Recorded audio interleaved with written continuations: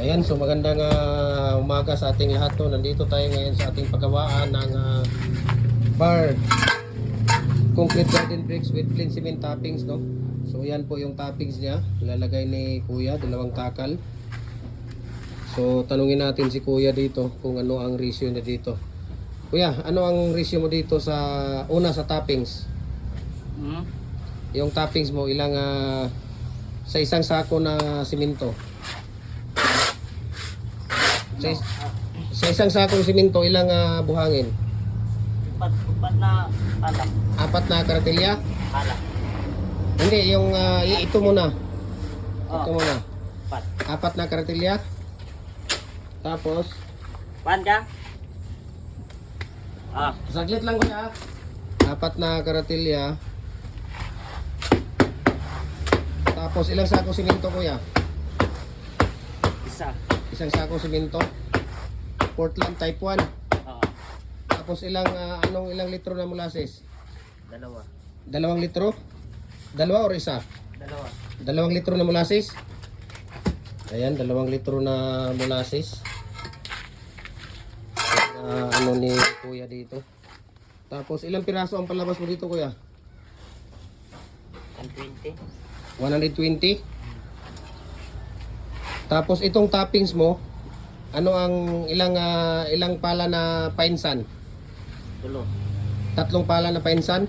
Oh. Tapos ilang kilo na simento? Or anong halo mo na simento dito? Anong ka? Type content. Ilang pala na simento? Kung nga sako. Kalahati ng sako.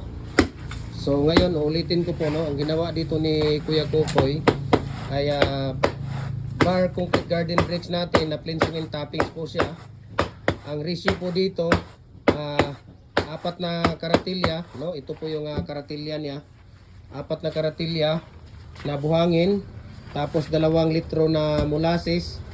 Tapos ang tubig mo dito Kuya, ilang timba na tubig? Isa. Isang timba lang. Ito po yung timba niya, yan, isang timba na tubig. Tapos isang sako na simento, Portland cement type 1. 130 Kuya? 120. 120 ang palabas dito sa ratio niya. Tapos ang toppings dito, 4 na pala na painsan Kuya, di ba? 4 na pala na painsan. Tapos kalahating sako na simento. Ayan o. Hinahalo niya na dyan. Tapos i-screen mo pa. I-screen mo pa yung ano. Yan, kailangan i-screen yung tawag dito, yung toppings para mawala yung mga dumi-dumi. Okay? So, ang karatilya mo Kuya, ilang sako ang laman nito? 2 sako kaya to or 3? Ayan yung karatilya na yan. Ilang sako kung sako ng simento ang tagalan niya? Murag. Upat. Hindi yata. 4 na sako? 4 na sako ito na na buhangin. So kung 4, 16 na sako ito. 16 na sako or 15. 15 bag lang siguro, di ba? Parang hollow block lang siya, di ba? So kung wala kayong karatilya dito, ang gagawin ninyo ay sako ng buhangin. So 15 bags of sand. Okay? So ulitin ko po, 4 na karatilya na buhangin. Kung wala kayong karatilya or wheelbarrow, ito ang takalan dito ay sako ng simento ay nasa mga 15 bags, no? 14 to 15 bags. Tapos 2 litro na molasses, isang timba or isang timbat kalahati na tubig. Depende na sa inyo kung gaano kabasa, no? Depende na sa breaker ninyo, yung concrete breaker maker ninyo. Tapos 2 litro na molasses ang halo niya dito. 120 ang palabas. Tapos yung toppings, ang toppings mo niya dito ay tawag dito, 4 na pala. Itong pala na yan, 4 na pala na tawag dito na painsan at saka kalahating sako na simento Kuya. Yun ang toppings niya dito. So ang ulitin ko po, ang ginagawa natin ay commercial lang ito Kuya na bricks.